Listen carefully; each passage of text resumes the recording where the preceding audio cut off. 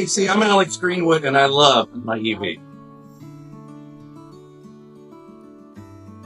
I used to run my own business here in Kansas City about 14 years, and driving around was part of my situation, but it wasn't really a problem. My wife had a hybrid car, but I had your typical internal combustion engine vehicles. They were, efficient, but it didn't really matter to me because I didn't drive them. Well, fast forward to 2024, I took a job where I literally drive nearly 80 miles each way to work and from work, a minimum of 4 days a week.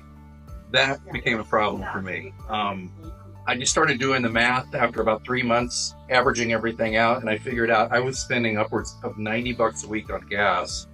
And I'm terrible at math, but I managed to do a little more math, and I'm going to tell you, it was averaging about 15 cents per mile just on fuel. That doesn't include increased oil changes, that doesn't include wear and tear on everything else. And I just decided I got to figure something out.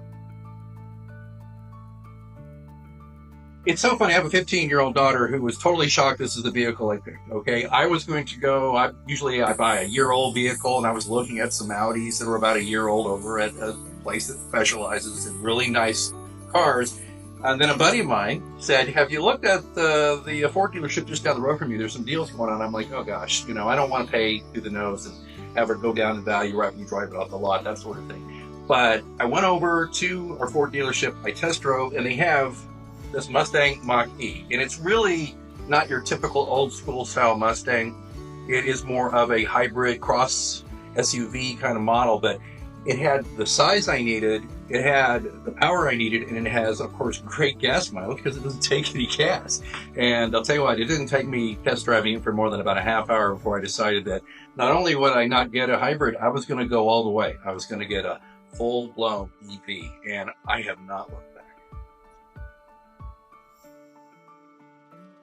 Back of the envelope, and I'm still, it's been a few months, but right now it looks like instead of 15 cents per mile, I'm paying anywhere, depending, 3 to 5 cents per mile. So let's put it that way, about a third of what I was paying.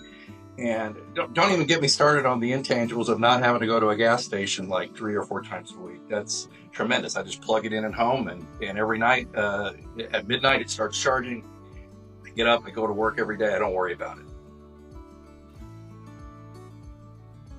I will tell people who are newbies to the whole EV thing is that you can just plug it into your house. Ford gives you a little converter, you can plug it in, but your typical household charge is not going to power this thing all the way up overnight. And that became a little bit of a range anxiety problem. I hate to use that word, but people do have that, and that's something people ask me about.